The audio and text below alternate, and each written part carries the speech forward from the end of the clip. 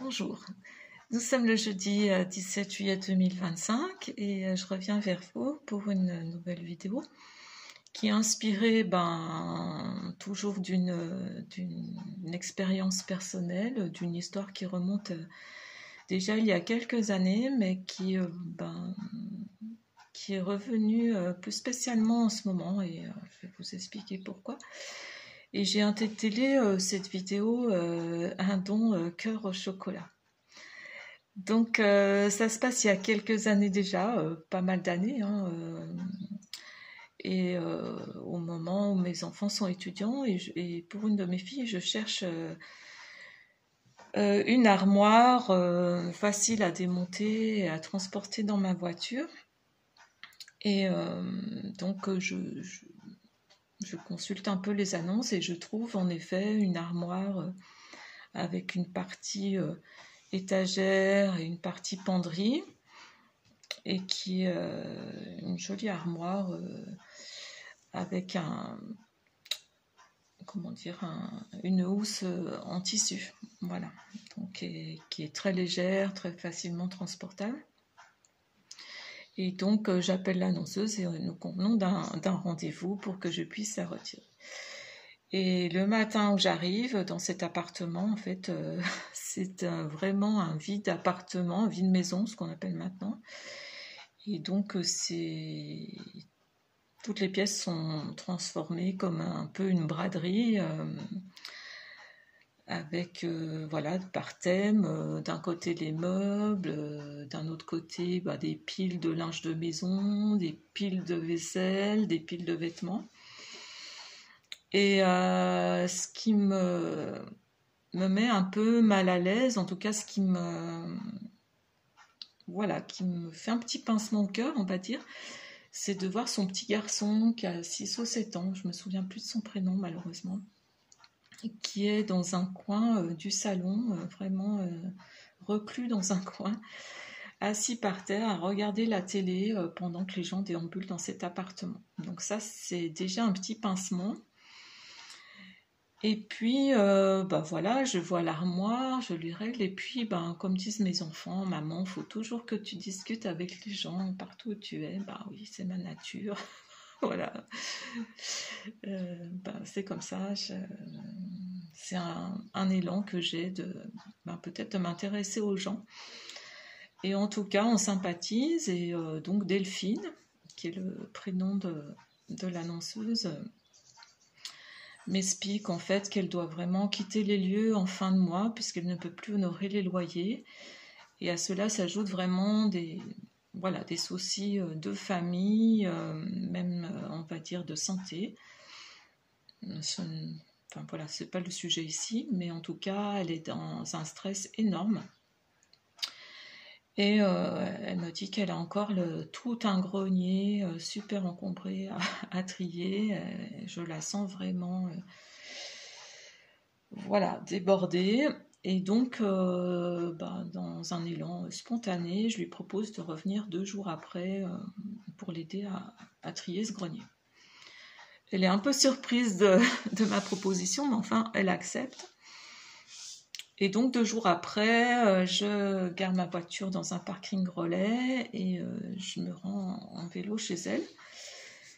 Je sonne à la porte et là, elle est vraiment très très surprise de me voir. Et elle ne s'attendait pas du tout à ce que je tienne ma promesse, enfin ma parole en tout cas. Et d'ailleurs, pour avoir comme une explication à ma venue, elle me demande si je suis catholique. C'est vrai qu'avec le recul, je me dis oui, peut-être que en fait, mon éducation catholique est peut-être à la base de certaines valeurs qui me font agir. Voilà, en tout cas, c'est un questionnement. Peut-être que tout simplement aujourd'hui, on parle d'empathie. Voilà, peut-être c'est un élan juste humain. Voilà, la question se pose, de peut-être cet élan, par quoi il est,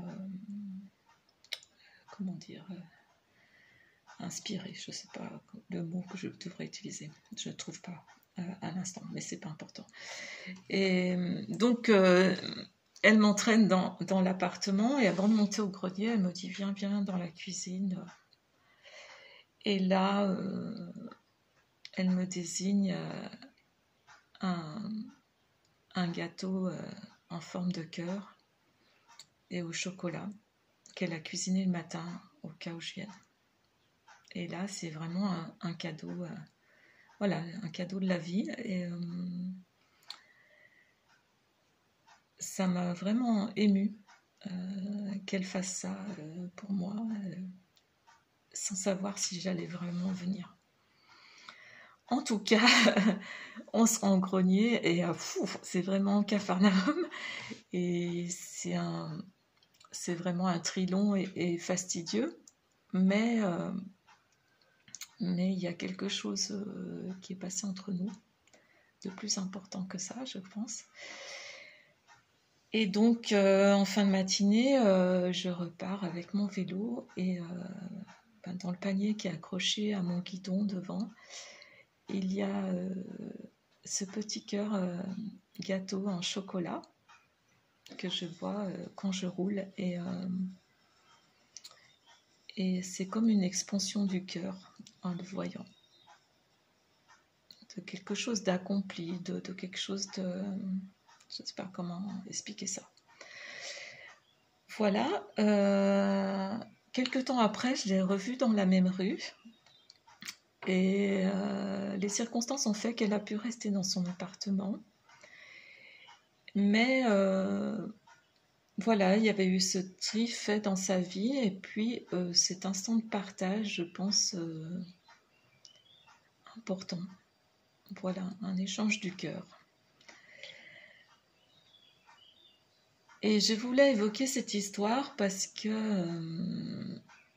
en ce moment, en développement personnel, je trouve qu'il y a beaucoup ces questions de donner, recevoir, la valeur qu'on donne aux choses que l'on fait, à nos actes et aussi aux choses, et qui passe souvent quand même par une notion de valeur matérielle, voire financière. Et je dois dire que voilà, toutes ces théories qu'on prend quand même comme une vérité, puisque c'est quand même largement diffusé sur les réseaux, par les thérapeutes, voilà, par un tas de gens, on prend ça pour comme une vérité à intégrer. Et voilà, je l'ai pris aussi comme quelque chose à intégrer dans ma vie, dans mes réflexions. Et en fait, je me rends compte que ça a plutôt créé comme une dissonance cognitive et même à freiner ces élans en fait spontanés que j'avais depuis l'enfance. Voilà. Et oui, comme un frein à ces élans joyeux, spontanés, et même à me culpabiliser quelque part de ne pas me donner de valeur en faisant ça gratuitement, joyeusement, comme un don du cœur. Et donc je dois dire que là, depuis quelque temps, je fais abstraction un peu de ces théories ou de ces idées largement répandues dans le développement personnel, et que j'en suis à retrouver plutôt ces élans spontanés et du cœur sans me poser de questions. Et je me rends compte que en me respectant, mes ressentis du corps et du cœur, je m'aperçois que je me donne de la valeur sans que ça passe par réfléchir à comment je dois le faire, comment je dois me donner de la valeur et tout ça. Donc je fais abstraction maintenant de tout ça et voilà, je voulais vous partager ça parce que peut-être vous avez aussi ce même ressenti de dissonance entre ces choses qu'on nous vend, comment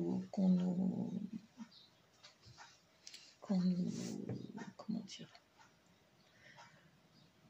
oui, qu'on nous vend comme une vérité. Et voilà, je crois que c'est vraiment important. Et je réfléchissais aussi sur cette idée de catholique, pas catholique. Et je me rends compte que oui, effectivement, il y a des enseignements, en tout cas des valeurs transmises par cette éducation religieuse qui résonne encore fort en moi. Et donc, je pense quelque chose enfant qui m'avait vraiment, enfant ou adolescente en tout cas, qui m'avait vraiment interpellée, et c'est dans Matthieu 6,33 qui dit « Cherchez d'abord le royaume de Dieu et sa justice, et toutes ces choses te seront données par-dessus. » Et je dois dire que oui, ça m'avait vraiment interpellée dans le sens où, voilà, chercher le royaume des cieux. Qu'est-ce que ça voulait dire en fait, chercher le royaume des cieux? Et je pense qu'aujourd'hui on parlerait plutôt de peut-être d'une façon plus générale, plus universelle, de faire les choses en conscience. C'est ce qui me vient. Donc oui, c'est religieux peut-être à la base dans mon éducation, mais je pense qu'aujourd'hui, au sens plus large, je dirais de faire les choses en conscience. Je pense que faire les choses en conscience, c'est comme une loi voilà, universelle, au-delà de toute religion, qui devrait peut-être sous-tendre nos actes, nos façons d'être. Voilà, c'est ce que je voulais vous partager aujourd'hui. Et derrière aussi, ça sous-entend une foi. Alors une foi religieuse ou une foi en la vie et dans les champs des possibles. Et je pense que beaucoup d'entre vous, vous pouvez aussi témoigner que même si on a parfois des gros doutes, des grosses peurs, des craintes, des peurs de manque, eh bien, quand on est dans agir dans une certaine forme de conscience, la vie nous le rend par des détours souvent particuliers,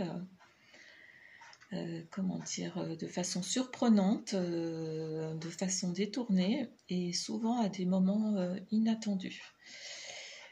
Et voilà. Donc voilà, c'était mon partage du jour, une réflexion de ce jour dans un monde qui est quand même très consumériste, très dans la recherche de l'abondance, mais souvent de l'abondance pour soi. Pour moi, l'abondance, elle doit être pour tout le monde, et je pense que ça part de chacun à agir en conscience. Voilà. Et puis, tout récemment, pour finir, il y a une phrase qui m'a beaucoup bousculée, qui me bouscule encore, qui est d'un prêtre, un prêtre, mais bon, ça aurait pu aussi venir d'une autre personne, qui est le père Serra, qui a donc œuvré en Inde. Et voilà, je vous la livre comme ça, et c'est vrai que c'est un vaste sujet je pense, de réflexion, de méditation. Tout ce qui n'est pas donné est perdu. Voilà, elle m'appelle très fort, mais à vrai dire, je peux pas encore dire comment elle peut s'ancrer dans ma vie. Voilà, c'est un peu, voilà, un gros questionnement, cette phrase pour moi. Donc je vous la livre comme pour juste un partage. Voilà, bah écoutez, merci de votre attention et puis j'espère avoir su vous faire partager la saveur de ce cœur, ce gâteau cœur en chocolat. Et puis certainement que ça peut faire écho aussi dans votre vie, au fond de vous, à des souvenirs, à des moments de partage, des souvenirs intacts, vibrants et vivants. Voilà, prenez soin de vous et puis peut-être à une prochaine vidéo, je ne sais pas, enfin voilà, c'est suivant voilà, des élans spontanés et du cœur que ça vient, donc c'est pas du tout planifié, donc il y en aura ou il n'y en aura pas. Voilà, excellente journée et voilà, du fond du cœur.